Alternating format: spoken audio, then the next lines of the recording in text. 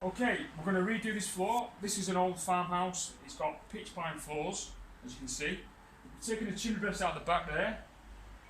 There's a big hole there. We've put some more joists in. We've got some old joists in. We're going to put back in, which are them ones, which are the actual proper 7-inch. Obviously, the stuff you buy now is a little bit smaller, so we're going to reuse them. They'll go in quite nice. Now, originally, there was a wall running right along there, as you can see, where it's all like stepped back. Now the boards didn't line up in the other room with this side, so we've pulled all the boards up in the area, pulled them all up, came up quite easy. The lad pulling them up did a bit of a hash job, but so it's been reprimanded for his bad behaviour, but it came up pretty well. So we're going to rejoin them. We're going to stagger the joints, we're going to cut them in, tooth it in, get a little saw, electric saw, tooth it in, nice straight cuts, and redo the floor. Now, we're toying with the idea of using screws or nails. Now, obviously, screws, when it comes to filling a round hole, it's not going to be in keeping with the old house. So we're going to get some more cut nails. Those are about 2.5 inch. Those are the nails of the day. They're using them up to the 70s, 80s, them nails. So we're going to use them. They'll probably, normally, if the wood was quite green and soft, they'd probably sink in and you wouldn't see them. But obviously, it's quite hard. The wood's probably over 500 years old, 200 years refitted, 300 years the age of the tree.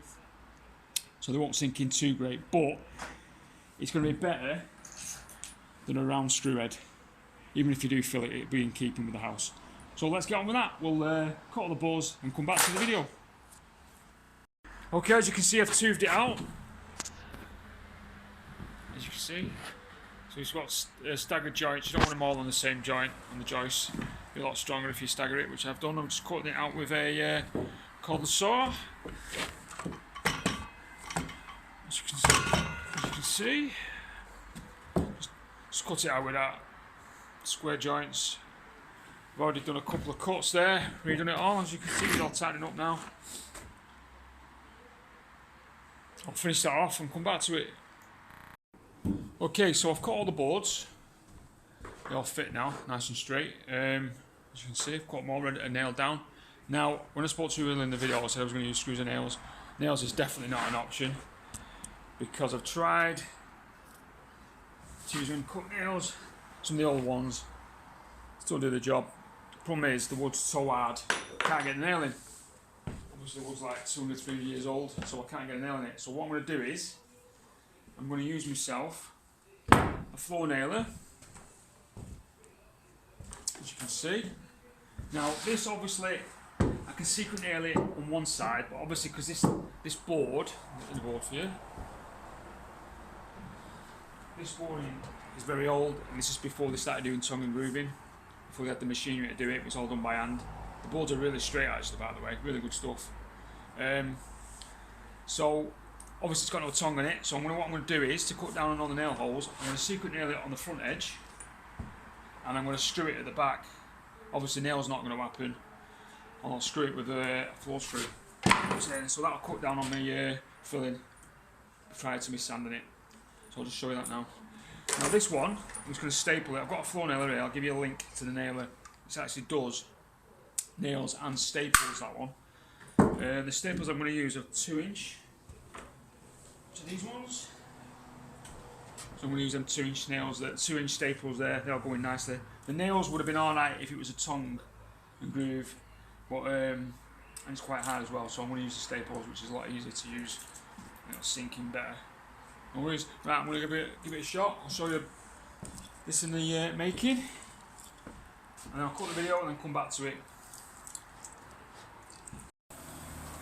Okay, so I'll just give it a quick once over with that. Get that board out of the way, that's good. See the next board.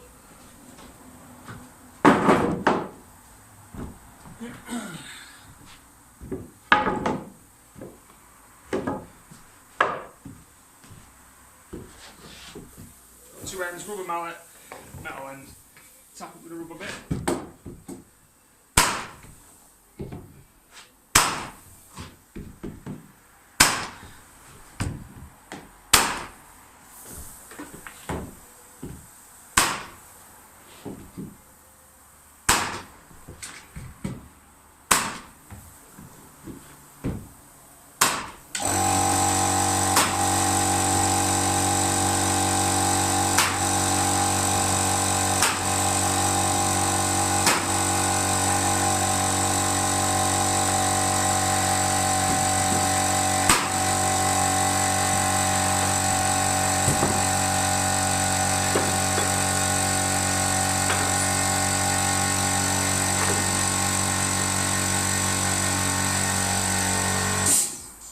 use the I'm going to use these couple of riser screw there. Just screw the back of it. Like I said, that's where it's got no tongue on it. Just fix that in the back. And this is just to cut down on the nail holes, because obviously we're going to have a lot of filling to do later on. So what we'll do is, later in the video, when we sand it up, after we've sanded it and we can prep the floor a little bit, we can fill all the holes up.